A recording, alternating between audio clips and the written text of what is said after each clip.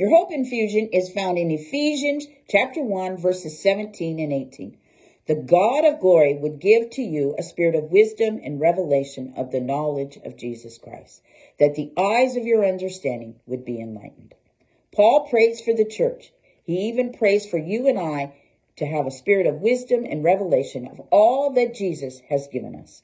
Revelation. In the Greek, it means to disclose, to uncover something that's already been there.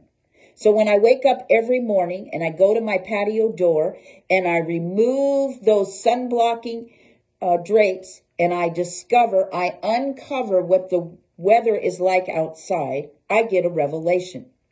It's already been there. The day's begun. The weather is set long before I discover it.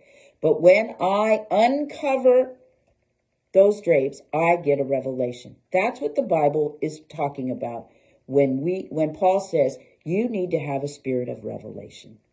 Another way to look at it is you need to play peekaboo.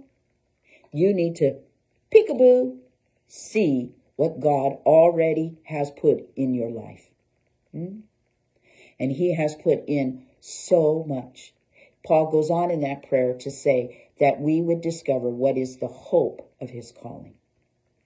We need to understand, we need to uncover what is his calling on our lives. Who does he say we are? Not what anybody else says, not even what our circumstance says, but who is Jesus called us to be? Discover that. Get a revelation of that. He goes on to say that we would know what is the riches of his inheritance in the saints. We need to get a revelation of the inheritance that we have in Christ. All that is in heaven is ours.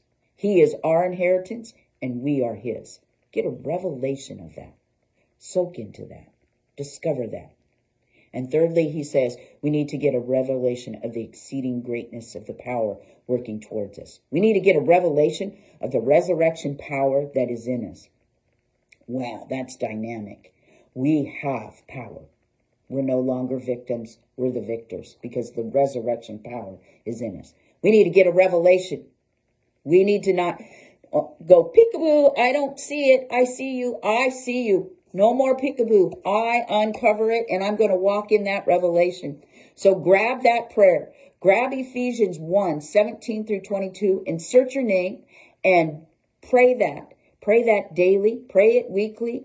Pray it all through 2025 and get a spirit of wisdom and revelation in your heart and walk in that knowledge.